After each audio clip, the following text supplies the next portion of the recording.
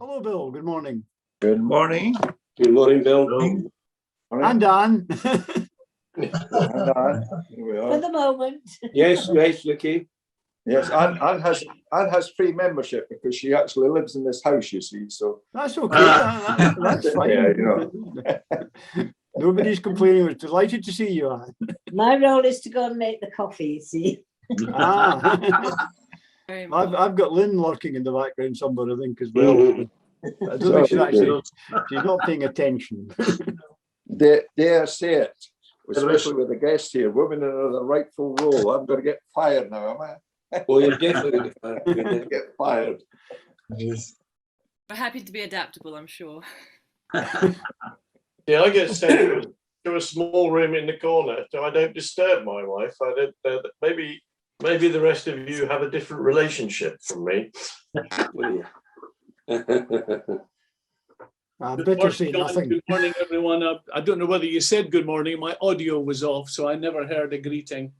You didn't miss anything at all. Good morning, Bruce. Good morning. Well, I was asked this morning, somebody stopped me on my bike and asked if I was a John Prescott yet. Have you heard this term? No. Two Jags? Yeah. Yeah, well, I'm not. I am. You I are got a my John second one, yes. I'm a John Prescott, yeah. Yes, I remember. Two Jags Prescott, I remember that. I'll be two Jags at 12 o'clock. Oh, well done. Yeah, morning. No. I'll be quick then.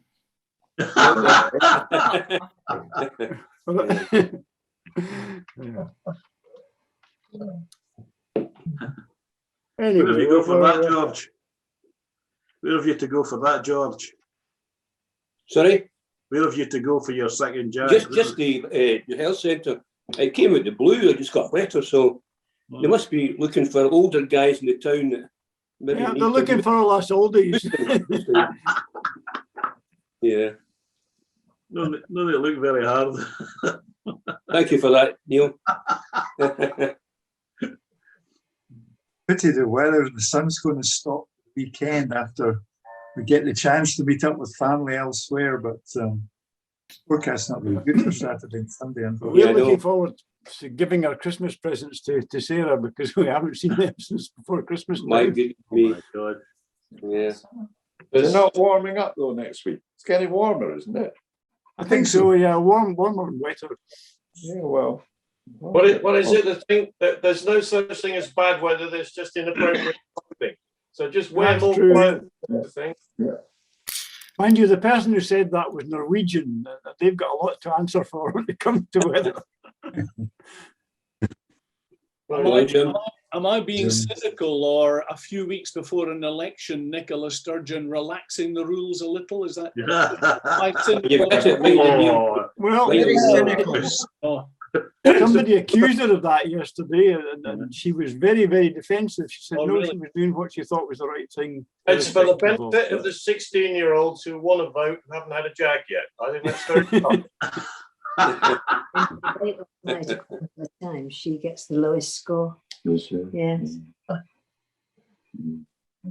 I'm just saying to Bill, in the Times today, she gets the lowest score of any of the others.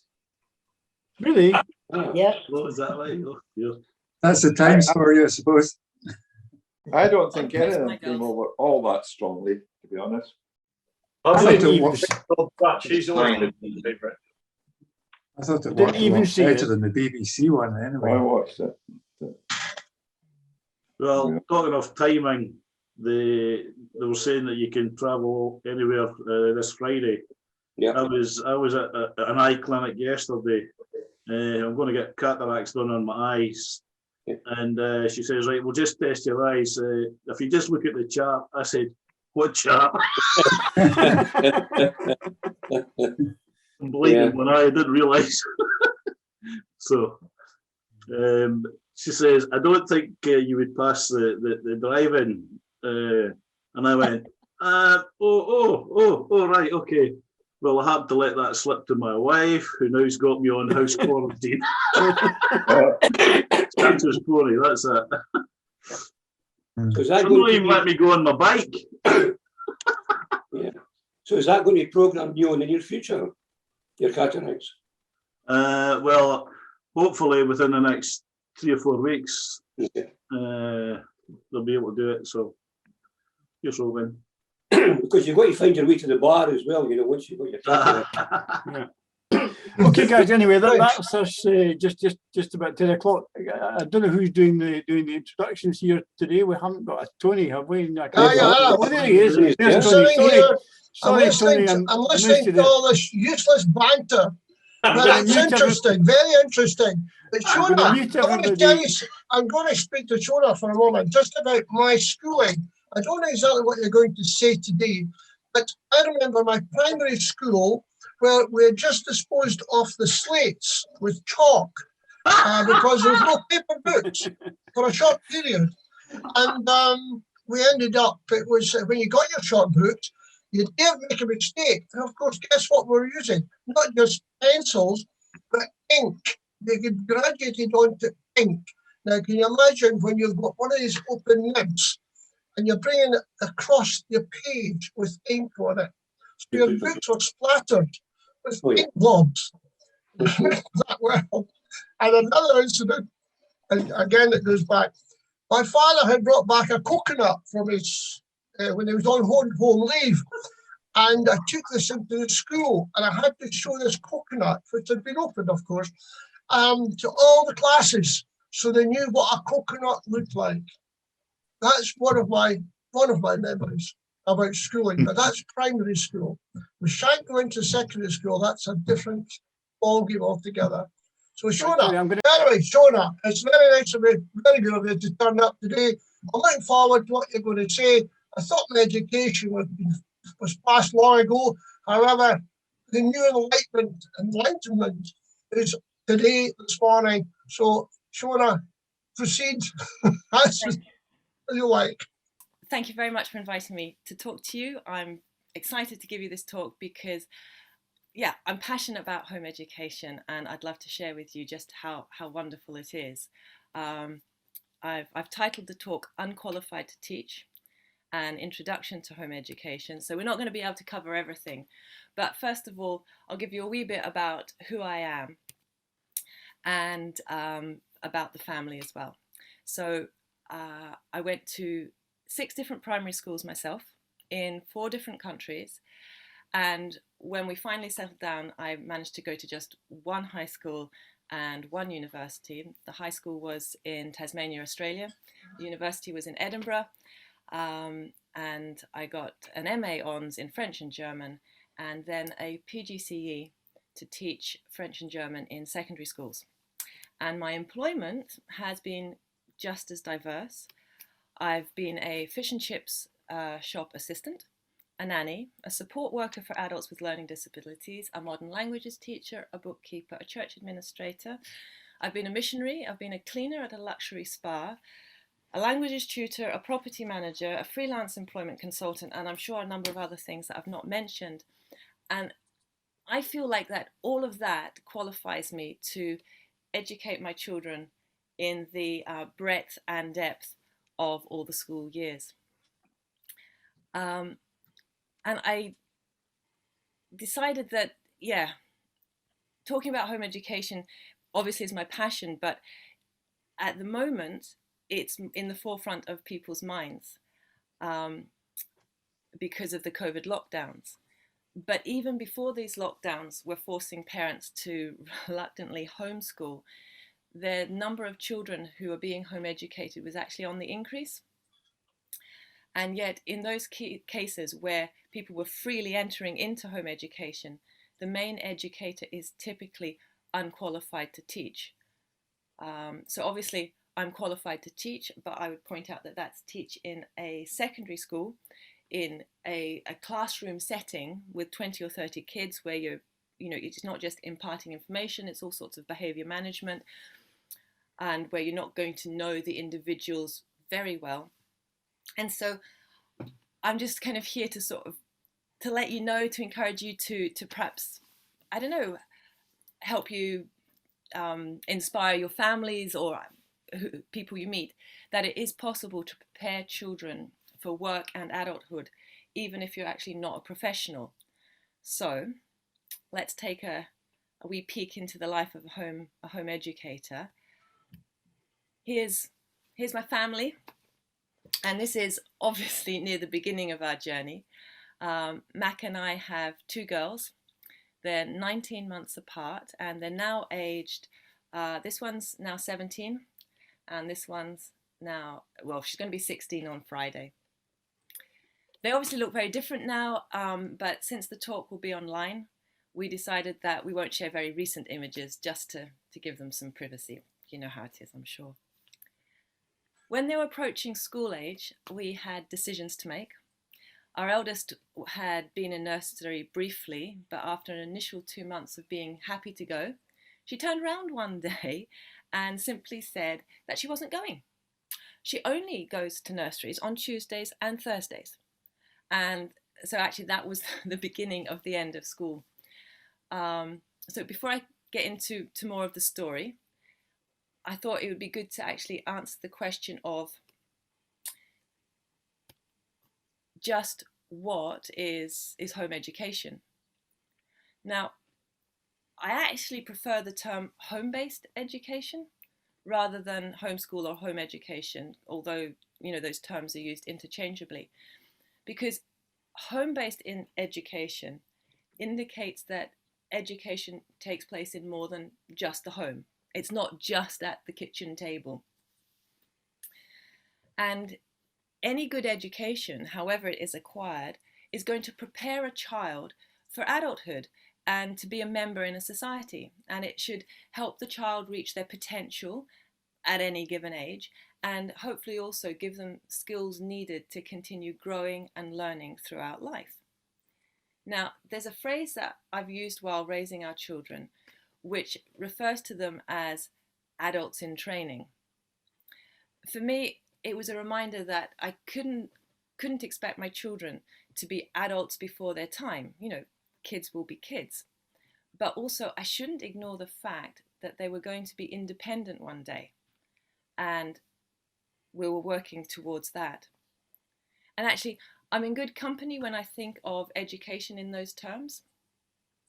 There were 2 court cases in the 80s, and that's in those court cases, the judges said something similar. One, the judge found the outcomes of a suitable education. I'll refer back to a suitable education in a moment.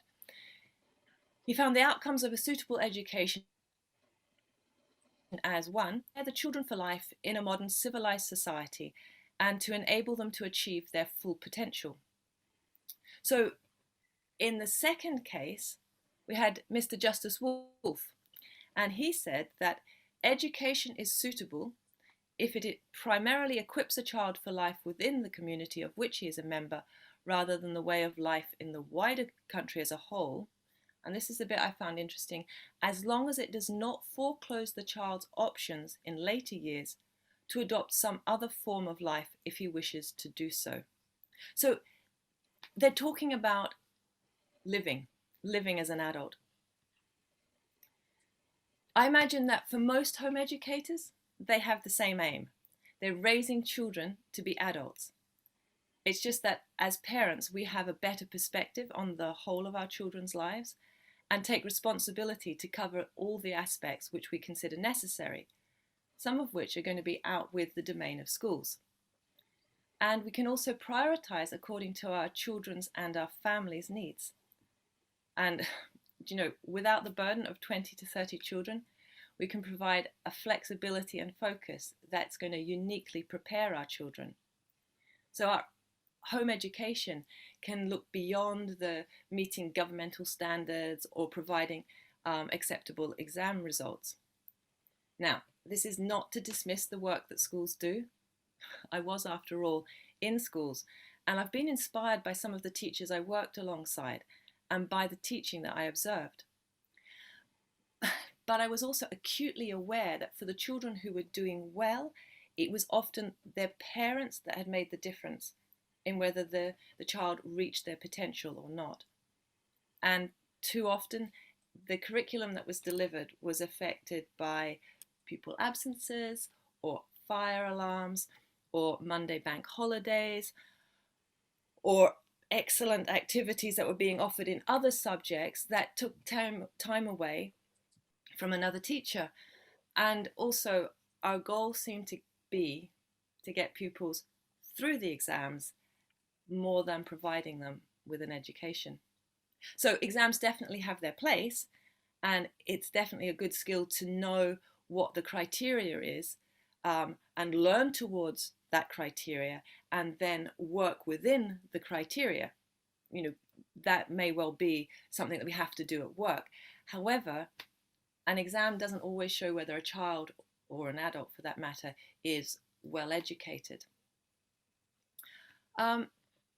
There's a picture, and I was going to find you an image, but I haven't managed to do that. There's a picture that I quite like of the difference between schooling and home education.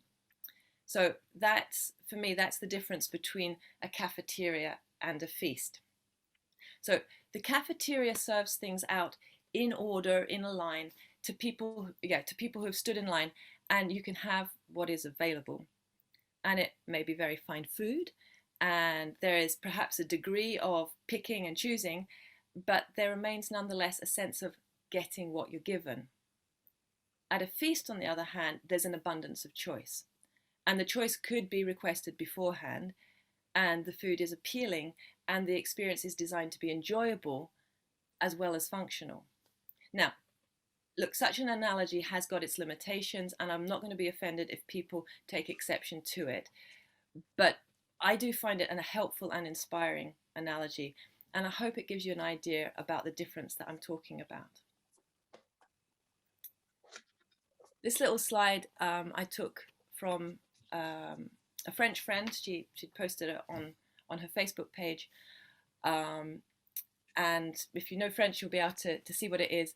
But this is a little slide that talks about the differences between parents who have been experiencing homeschool during the COVID restrictions and the kind of home education that I'm talking about, okay?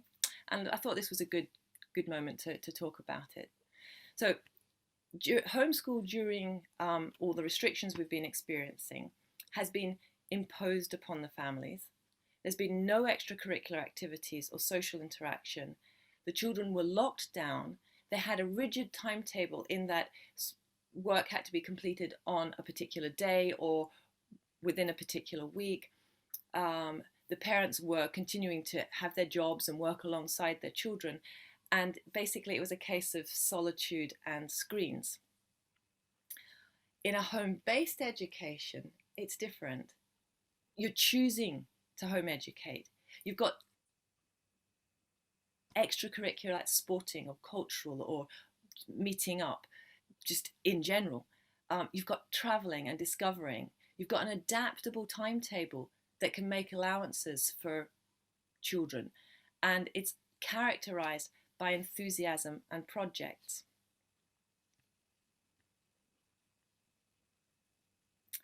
So this partly explains to the parents who are struggling with homeschool and have no desire to continue with it as to why parents would choose to home educate. Now, personally, we've got no one single reason why we began home educating. In part, it's simply because we enjoy being with our children. And although, yeah, we've also suffered from the how on earth can I keep this up 24/7 feeling that, you know, I've come across when I've spoken with other parents about it. And the other reason it's in part why we're home educating in part is because I have taught in schools and seen it. In the Scottish Government's home education guidance booklet, they quite succinctly lay out a number of reasons that cover most of the things that would prompt a family to home educate. So I'll read through them. The following reasons are common but not exhaustive. So the wish to follow a particular educational or ideological philosophy, religious or cultural beliefs, dissatisfaction with the system, a child's reluctance to go to school, a child's problems when at school, for example, bullying, geographical reasons due to remoteness or mobility for work or cultural reasons, the wish to deal with a child's additional support needs in a particular way, or as a short-term intervention for a particular reason. I think that pretty much covers the reasons why somebody would choose to home educate, in addition to the ones that I've already mentioned, like actually wanting to be with my children. It seemed a shame to me to let the school have my kids for the time of the day when they're at their happiest and most alert, and when they came back they were going to be tired, and then I had to get them through some homework. That just, yeah, it seemed nicer to get the best bits of them. And so once you've decided that home education is for you, you might want to just throw yourself into it, but you have to stop and work out whether it's actually legal. Now, in Scotland, it is legal, just as it is in the rest of the UK. And so I'll read you some of the official guidance that's been published, as well as some of the relevant legislation, because it's quite interesting. Again, from the Home Education Guidance by the Scottish Government, it says, every child has a right to an education, and it is the duty of the parent of every school-age child to provide that education, either by sending the child to school or by other means. Let's read that again, because it's the parent's responsibility to provide the education. Is it really? Education Scotland Act 1980, section 30, it says, it shall be the duty of the parent of every child of school age to provide efficient education for him suitable to his age, ability and aptitude, either by causing him to attend a public school regularly or by other means. It's quite a high calling. It's a high calling for a parent. It's also a high calling for a school or for a teacher who may have, in a primary school, 30 children, or in a high school, they may have from, I don't know, 150 to 400 kids coming through their classroom in a week, depending on the subject. So you're allowed to do it, but there are some restrictions that you have in Scotland. So if we look back at the guidance, it says home education is a key aspect of parental choice and is an equally valid choice alongside the option to send a child to school. However, it is a choice that only a minority of parents make. Each individual inquiry, and this is, I wish the councils would read this bit, each individual inquiry about home education, the request to withdraw a child from school, or contact between a local authority and a home educating family should be dealt with as fairly, consistently, timeously and accurately as possible. Who needs consent? Under section 35 of the Education Scotland Act 1980, parents of a child who has been attending a public school must seek the local authority's consent before withdrawing their child from that school, and the authority must not unreasonably withhold consent. Let's take another small pause in reading the guidance. This guidance contrasts with England, where all the parent needs to do is inform the head teacher that they will be withdrawing their child from school. They do not need to request permission to do so. Okay, back to the guidance for the last time. It should be noted that while consent is needed for withdrawal from school, consent is not needed to home educate in itself. Consent is not needed in the following situations. The child has never attended a public school. The child has never attended a public school in that authority's area. The child is being withdrawn from an independent school. The child has finished primary education in one school but has not started secondary education in another. The school the child has been attending has closed. Although there is no statutory duty upon parents to inform the local authority that they are home educating if they do not require consent, many authorities would prefer home educators in their area or moving into their area to contact them. So there are restrictions on home educators in Scotland, and unfortunately, I've seen too many, quite a few stories of people who have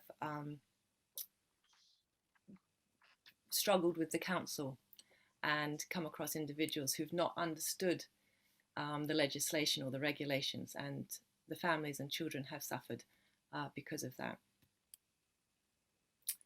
However, if we look at the situation across the globe, we see that there are actually very few countries where it is legal to home educate without regulations.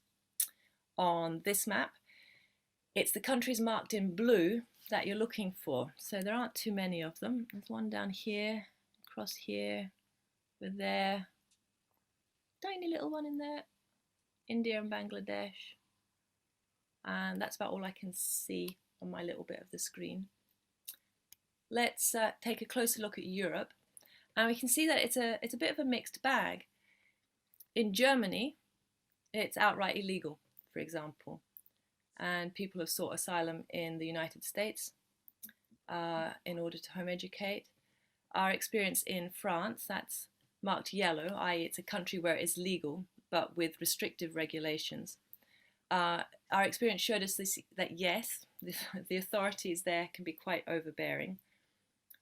In Green Britain, different families have different views on how restrictive the regulations are depending on the council where they live. Because as I've mentioned, unfortunately, some councils do not take kindly to home educators. So moving on to the bit that I found the most daunting as we started, which was, how can I teach my children everything? What shall I actually do in a day? And as I was preparing this section of my talk, my eldest looked over my shoulder and answered the question with, sit around doing nothing. Well, at least that's what she thinks she would like, though normally after a week or two, both girls are ready for a bit more structure or school in their lives. And there are many people who treated my family and I as if we do sit around doing nothing. When we first started school, one of our neighbours would take her daughter off to P1 and then swing by for a cup of tea and toast with grandma's jam almost every day. I just couldn't get her to realise that we were wanting to start our schoolwork and then be free for the rest of the day. And she did need the company, and I have a feeling that we ended up being quite a support for her. So it was all good in the end. But she hasn't been the only one over the years to think that because we were at home, we were free to be interrupted. Now, in terms of what makes up the content of a home ed curriculum, there's a lot of help out there. There are lots of different programs that can be followed. There'll just be lists, or the books that can be bought in a lump, or there can be online tutors or even online schools. In fact, there's so much out there that before I even heard of the phrase FOMO, that is the fear of missing out, I regularly went through FOMO in regards to my children's education. So in order to get over that, it can be helpful to start by, not by finding the curriculum, but by finding the approach that is going to work for your family as you are now. It might change over time as children grow or circumstances alter, or simply that there really is something better to be used. So, for example, we started here with an all-in-one curriculum for our 5-year-old. But once we bought it, I soon realised that I was going to adapt it to our style of educating. I took the bit that suited us, that's the books, and I left behind the bit that wasn't going to work, which were just a bunch of dull activities and quite obvious questions that the girls answered automatically. And then over the years, we have tried unit studies and lap books. We've tried online courses and some community resources as well. And the approach that we ended up with is called the Charlotte Mason method. Charlotte Mason was an educator at the turn of the 20th century, and her method has been very helpful to us.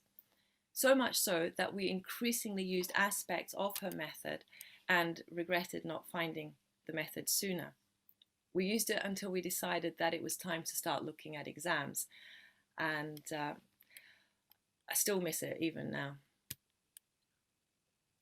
The Charlotte Mason method is based on Charlotte's firm belief that the child is a person and we must educate the whole person, not just his mind. So a Charlotte Mason education is three-pronged. In her words, education is an atmosphere, a discipline, a life. By atmosphere, Charlotte meant the surroundings in which the child grows up. So a child absorbs a lot from his home environment, and Charlotte believed that the ideas that rule your life as a parent make up 1/3 of your child's education. By discipline, Charlotte meant the discipline of good habits, and especially habits of character. Cultivating good habits in your child's life make up another third of his education. The other third of education, life, applies to academics. Charlotte believed that we should give children living thoughts and ideas, not just dry facts. So all of her methods for teaching the various school subjects are built around that concept. Now, we can't claim to have lived up to the high ideals of the Charlotte Mason method. Our house hasn't always been an environment of learning, the atmosphere of learning, our habits. As adults, we've been growing the habits that we want our children to have, and we're not there yet. But we have nonetheless all gained a lot from it. The method revealed excellent books that previously I had thought too dry for a child, and I certainly hadn't read them when I was younger. And it gave us a way of helping our girls through their diverse learning difficulties, which is quite remarkable for a teaching method from over 100 years ago.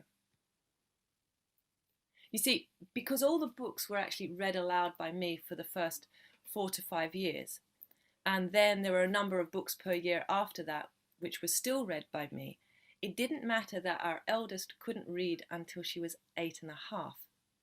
She's challenged with dyslexia. And it didn't matter that our youngest couldn't read until she was 7.5, because she had eye issues that were repeatedly missed by opticians until she was 7. Our girls continue to love books, although given the fact that they now use screens for their exam preparation, they need reminding sometimes to pick up a book and read it instead of using the screen. And confession time, going back to the habits thing, that reminder is equally true for me. We can help one another on that one. Okay, so that's how things looked in our house in terms of books. And other families in our home ed circle have done different things and had, different things to focus on. But a common theme is that good books are central in these houses. If you are wanting to start educating younger children, a book list followed by some visits to the library or purchases of books, or in the worst case scenario, downloading some of the free books online.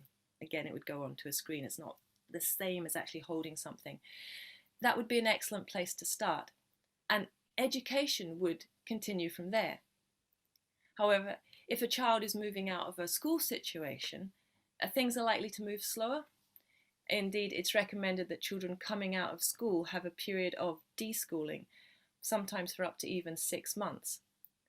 And this allows the child to rediscover an interest in exploring and discovering, curiosity and learning before adding extra, more formal things to their daily life and curriculum. Now, of course, the 3 R's, reading, writing, arithmetic, are important, but often, particularly in the early years, concentrating on science, history and good stories in the early years will develop those other skills naturally, instead of having a big push to getting a child to read and write before they're developmentally able. And further, though I've not actually been able to lay my hands on the study to confirm what I'm about to assert, and I still trust that it's probably true. Further, children will develop across all their skill areas if they spend time on what they are good at, rather than trying to fill the gaps in areas where they struggle. And it will certainly make everyone's life more enjoyable if they do. Just back to the Charlotte Mason, that was one of the reasons why she had short lessons, and a child's school day would often be over in 2, 3 or 4 hours, and the rest of the time was left open for what she termed masterful inactivity. And that was the point when the children, and I saw it in our girls, were able to pull together the different aspects of their learning, where they could mull it over, where they would have pretend play or write the novels that they were inspired to write themselves, or whatever it was. And that the masterful inactivity, the concentration on what they were interested in, actually had an impact on the areas that they were less good at and perhaps didn't really want to focus on. Now, do we keep a timetable? Well, in Scotland, there is no one demanding that your children start learning at 9 a.m. and finish by 4 p.m. if you're home educated. And that's very fortunate in our case, as there are at least 3 people with ADHD in our house here. And so exact timekeeping is next to impossible. So the answer to the question, do you keep a timetable, is both yes and no. Yes, there is a timetable which has the ideal routine of work, school and leisure on it. And no, we don't stick to it rigidly. That said, I recommend having some kind of structure, as it helps children to feel secure. And as a home educator, you'll have some idea of where to pick up if you've gone down an interesting rabbit hole of learning that wasn't quite on the schedule. You know, it happens, you're reading one book, there's a question about horses, and suddenly you're off looking at different things to do with horses or whatever it is. Small aside about timetables. There were times when maths couldn't be completed because someone literally couldn't sit still. There was handstands or stretching or running were needed instead. Or there was that knock at the door from someone in need, or the weather really was just too good to be stuck inside when the great learning environment of the outdoors was beckoning. Or perhaps Papa had decided to take a wander while he stayed with us for the day to give Grandma a break, and he wasn't good at wandering on his own, so we had to join him. Those kind of home ed days taught us adaptability and also stickability, because we had to get back in the wagon and keep going. This is the youngest daughter, not so inclined to do her schoolwork here. I decided to snap her one day years ago. It's expensive, isn't it? Well, that depends. If you buy new books or an expensive curriculum, yes, it might be. But it doesn't have to be like that. Borrowed or second-hand books work just as well. And a fancy, well-designed curriculum might look nice and sleek and snazzy. But just as I've experienced, a lesson plan in the classroom can go awry in the test lab of real life and real pupils. So that expensive curriculum might actually come apart in the reality of your family. There's a lot of free resources online, there really are. So, have I sold you on home education yet? Listen, there's a Guardian article that I found in September 2016, which gave some great reasons for parents to do home education. I'll expand on some of them. There's flexibility. We could take holidays whenever we wanted, when it was cheap. And we once spent 7 weeks in Australia, but we were still home educating. There are no school runs, which we experienced going to the nursery, and it was disrupting the babies repeatedly throughout the day. And we also thankfully gave up school runs after a spell of having the girls in school in France. It's child-led learning. So our youngest loved the thought of crofting, and we were able to take her on a day course for homesteading, and yeah, so she learnt about that. You have the benefits of one-to-one in home educating. We have a friend's daughter who was taken out of school due to bullying at roughly S3 or S4, and a friend doesn't have exams at higher level, and she was her daughter's teacher. Despite this, her daughter went back into school after six months to a year at the same level as her peers. She benefited from that one-to-one. It's interactive. For example, maths, you get your hands on things. With maths, you've got to start with the concrete before you can move to the abstract. And it boosts confidence. Having seen children who were still saying, I can't, in S2, and even though I'd seen them doing the task that I was asking them to do, and they were saying, I can't, simply because that had been their experience throughout school. I'm so thankful that our dyslexic, dyscalculic, and dysgraphic girl hasn't been in schools to constantly compare herself with her peers. And furthermore, you can have the best of both worlds. home education isn't necessarily for the whole of the school career. It's worth having a reassessment once a year, I feel, about that, or if there's any house move. I did start by saying that our girls would never go to school, but it's foolishness to say that, as life happens. And in fact, our girls spent 6 months in a French school when they were 5 and 6. And our 16-year-old, our 17-year-old, and when she was 16, has used Edinburgh College for a number of her exams. The other thing that if you're interested in home educating grandchildren, obviously your children will be out there, but perhaps, you want to take on board your grandchildren. You wouldn't be doing it on your own. Throughout the country, there are support networks for home educators. And it's encouraging to find others who are in the same boat as you, who are enjoying off-peak holidays. We actually met some of our home ed friends exactly doing that on a off-peak holiday. But you're also encouraging one another with your stroppy learners, because home education doesn't exclude stroppy learners. You can be encouraged in the strain of the 24/7, and you can also experience the joy of being there when your child reads her first word or sees an image in a poem that you hadn't realized was there. Now, why shouldn't you home educate? That's important to think about. You shouldn't home educate if you aren't really interested in your children. I'm not implying that parents of children in school are indifferent to their children, because that isn't true. But if you're going to base your children's learning at home, that's going to require a particular love that's going to grow patience in you where it didn't exist at first. It's going to grow knowledge in areas that previously you were ignorant in, and it's going to grow abilities that previously had lain dormant or non-existent. Don't home educate if you want an always easy and comfortable life, but then maybe you shouldn't have children if that's what you're after anyway.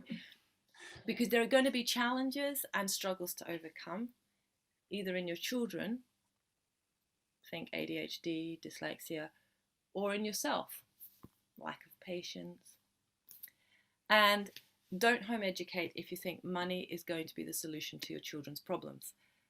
It is possible to home educate and work at the same time. It is possible to home educate with next to no home education budget, but most one-income home educating families are satisfied with less, and they're happy with one another's company. So, the last question, do you have what it takes to home educate? And quite possibly, the answer is yes, and it's not going to be a qualification.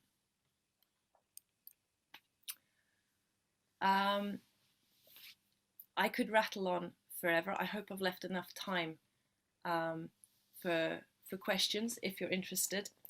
So I will stop sharing my screen and come back to you. Well, thank you very much indeed, Shona. Extremely interesting. I think probably the best bet is if anybody wants to ask a question, if they can unmute themselves and maybe stick their hand up, we can.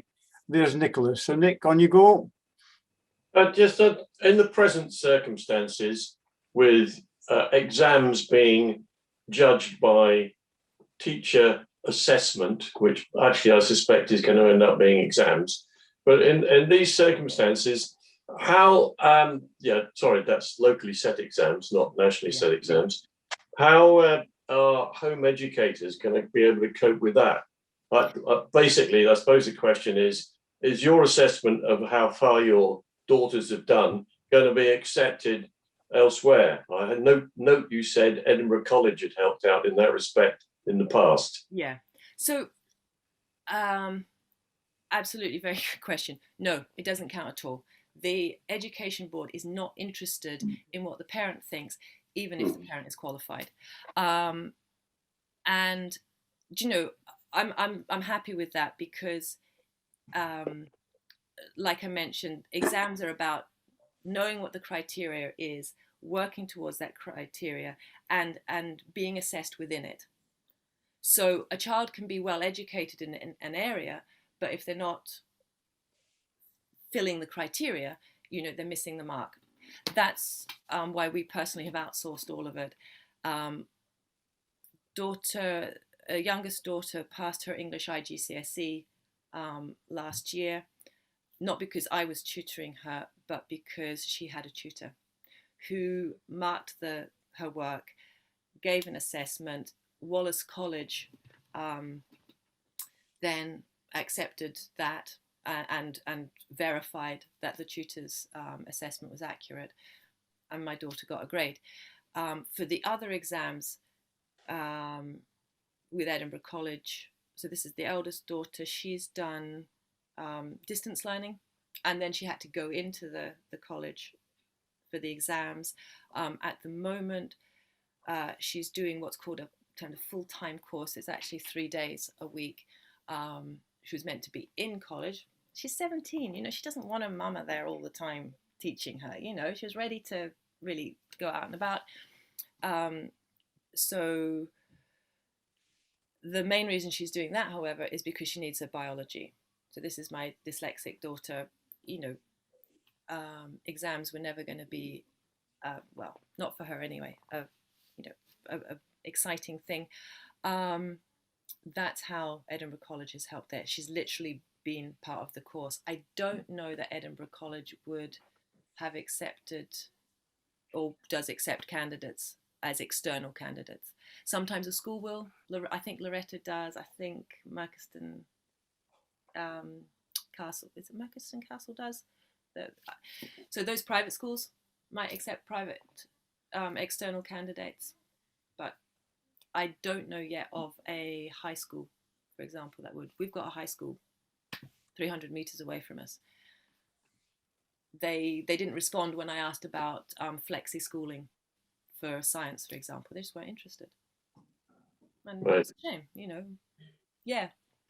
Sure. Yeah, hi there, Shona. This is actually what I was going to ask you about. I'm maths and physics myself, and it would appear that over a period of time, while you've been in the background of all your work, schools have evolved in a number of ways. But to take up the homeschooling aspect, Yeah. I was going to ask a question, but I think you've answered it. The liaison between yourselves and the school, the local secondary school, as far as the science area, is that correct? Is that what you're saying? It didn't happen. Didn't happen. Yeah, it's very poor. I'm almost ashamed that is the case, because you can't do practical work in a homeschooled environment. You do need the proper facilities. It's definitely not the same. I know down south there are different home ed groups that have got together and provided what you're talking about. They'll have the equipment, they'll have someone experienced, and so that, yeah, it's kind of outsourcing a subject, but with the home educating field, if you like. Jim, you want to ask a question? Yeah, I just would like to ask Shona, how do you ensure that kids develop the kind of social skills that they may get from participating in drama, debating, sport, and so on in the normal school environment? How do you compensate for what may otherwise be a loss of development of those social skills? I've forgotten that this is a question. Typically, that's the very first question people ask. How do your kids socialize? They actually socialize really well if you are a family that is social. I think if a family is very closed off, then your child's not going to socialize well. But I would imagine that most families like that are going to want to get rid of their kids. So our kids are incredibly, I'm biased, I know, but I would say they're incredibly good with other people. Almost without exception, all the home educated kids that I know, even the autistic ones, are very good socially because they are meeting the full age range. You've got kids who will happily interact with somebody older or younger, typically with kindness, okay, perhaps not with maturity. If you're 5, you're not going to be as mature as, you know, a 15-year-old, but yeah, they adapt very well. And how do they, you put your kids into the dance classes or into sailing or into sea cadets, or, you know, we would go to church, and you know, there was the social interaction there. When we were in France, there just was no issue. At sea cadets, you know, our girls are, again, I'm very biased, but I would say that they would appear to be some of the, you know, the cadets who are the most appreciated because of their interaction. Bill.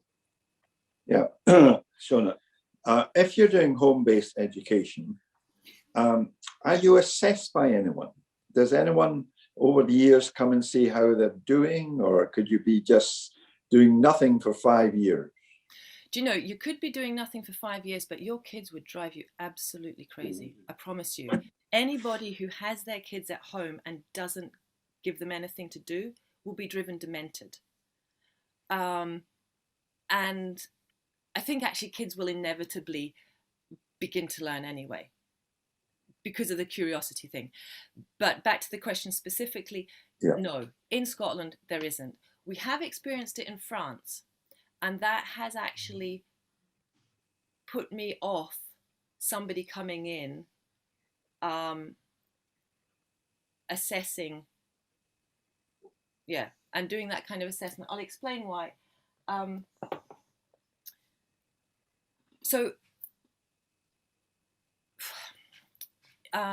In France, they're very much focused on what appears to be, you know, good things, French and maths. And their kids over there don't start school till the age of 6, so you don't get your first assessment until you're 7 or thereabouts. And the assessment basically said, okay, you know, French is getting there, the reading's getting there, and maths is getting there. But by this stage, I'm already beginning to think, hold on a second, my child's got some kind of learning difficulty going on. But that wasn't picked up by the inspectors at all. The following year, my daughter had finally learnt to read. Okay, the teaching her to read had become such a burden in the family that I'd actually stopped doing academic work, and we had just concentrated on some remedial things, you know, sequencing, memorization, that kind of stuff. And we discovered that within about 3 to 4 months, she was spontaneously reading chapter books out loud to her sister, and she could do this in both French and English. Okay. She then had her inspection as they call it, and they still didn't recognize her dyslexia. It was just like, oh, okay, she's at the right level now, but oh, look, you know, her maths is kind of a bit behind, but it's not too bad. They had no idea of the why. And even though we actually had the same inspector both years, there was no continuity of knowing this child. It literally was, here is the standard. Now, I put that different to an exam, because I think an exam is about, like I say, the criteria of, if you're going to explain why Shakespeare does X, you know, we want to know these reasons. You know, I'm clutching at straws here. It's been a while since I've prepared a kid for an exam, because I find it very dull. I'd rather actually teach them French or teach them German. If a system could assure me that the person who was checking that my kids were at the standard they should be, if I could be assured that they were looking at this, my child as an individual, what my child could produce and develop there and then, rather than compare them to of their age group, okay, fine. And if they could see, you know, from, you know, age 5 to 10 and see the sweep of development, I'd go, yeah, fine. If you want to do that, do it. But I think kids just develop at such different rates. Yeah. Thank you, Shona. Jim. Yeah. Shona, can I ask another question? I'm aware that we've got ex-teachers in our presence today, so I'll choose my words carefully, but I think You better, Jim, you better. many people of our age group think that children these days have less emphasis on the 3 R's. So that's inevitable if you're going to expand their education to include many things which I didn't get when I was a primary school pupil. But do you feel that there should be more emphasis on the 3 R's? I say this because I've got a friend who was an ex-head of a primary school, and she took great delight in inviting us to see the project which her 12-year-old qualifying class had spent almost an entire year doing. And it was essentially the entire classroom was taken up with paper mache of the rainforest. And they had invited David Bellamy to talk to them and so on. But you just got the impression, you saw the effort that these children had put in their final year at primary school, and you thought they must have done almost nothing but build models of trees and cabins and so on. And that seemed to be the big thing, not learning to read and write and do arithmetic and so on, but it was the emphasis had been almost entirely on building this massive model of the rainforest. What's your take on how schools have changed in terms of their emphasis on the basics? Yeah, I'm not sure how schools have changed because I've been out of it for 17 years. And I was in secondary school rather than primary. From what I understand, I just feel like schools spend a lot of time on the non-essentials. What we've tried to do, and I can't say that we've done it entirely successfully because I'm only human and my girls are only human. But I also know that schools don't manage to do it. So I don't feel like my girls would have done better in schools. What we've tried to do is when it's time to work, the girls must work and they must produce good work. And then they've got the free time for the paper mache. And if they're really interested in rainforests, that's great. Go and do it, get it done. But ensure that you get the important stuff done. And sometimes that's just being consistent so that, our girls didn't actually have to write any schoolwork as they would have in primary school. They weren't producing creative writing until they were 10 or 11. And that's actually the Charlotte Mason method, because they would have to write every day. They'd do copy work, but only 10 minutes of copy work, and it had to be really good. So it got their handwriting going. It got their, as long as they were copying good literature and good ideas, then that was going into their brain because they had to focus so much. Their attention was something we were trying to develop. Perhaps the teacher who had this amazing classroom was doing a unit study, and these kids were doing copy work. Look, perhaps she was. It can be done. We would do poetry every day. Our girls like poetry because they'd be read a poem every day, good poems, but they weren't asked to analyze it and pull it apart, and didn't be the whole thing. They got to enjoy it. They got to enjoy, an artist once a term, and they'd be looking at his pictures and we'd be talking about it, or they'd be listening to a composer once a term. We've listened through the life of composers and that kind of thing. It can all be done in small bursts. I have great admiration for teachers who get a class to do something well, who can do the small lesson and not be sidetracked by the kid who, like I said, has to, you know, do handstands while he's doing his lessons. Because, you know, that's what I had. Literally, I would read my daughter's work to her and say, right, what was it about? Tell me what you heard. And she'd be doing handstands against the sofa. She'd heard everything. She was telling me all the stuff, but she was moving. If you've got 20 kids and even 2 of them are doing that, you know, nightmare.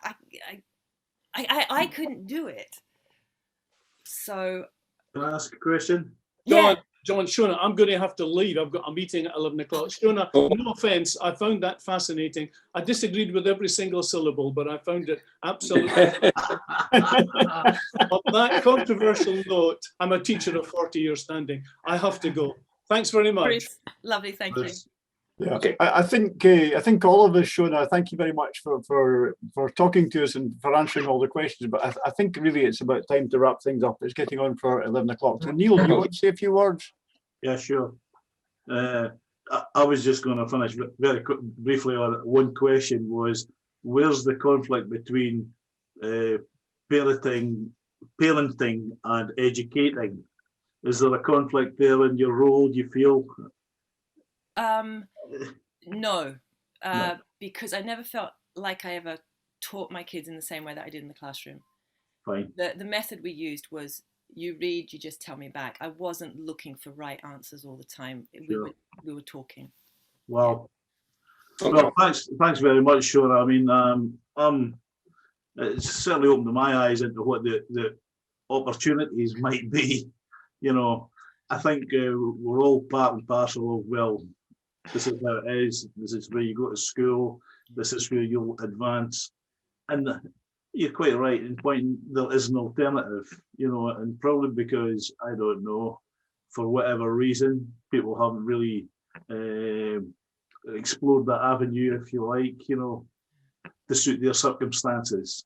I can understand you explained what was in your circumstance, and it's worked out great as far as I can make out. It's absolutely fantastic. I'm just delighted that you've given us an insight into what can be done, and it's amazing. And all I can say on behalf of the club is I really enjoyed that, and I found it very informative. And I'd just like to ask everybody to show their appreciation if they can. That's it. Thank you. Thanks, Shona. Thank you. Okay. Thanks again. In 2 weeks' time, we have Anne Daly, who is, I don't know if you know Anne, but Anne is part of Mary's Meanders in Linlithgow, and they are tour guides, and she's going to be talking about Scottish castles on film. They've kind of spent a lot of time dealing with Outlander and all these other various film locations in Scotland. Should be quite interesting. I noticed there's some Scottish castles on film. There's quite a few local ones involved, but I think it's probably a wider range of castles. Obviously, Blackness and Doon and Linlithgow and what have you, but other places. So I look forward to that. 2 weeks' time, same time, 10 o'clock on Wednesday. I think it's the 31st or whatever it is in 2 weeks' time. And look forward to seeing you then. And Shona, thank you again once more. Thanks, That was extremely interesting. Thanks, Shona. Bye-bye, everybody. Thank you.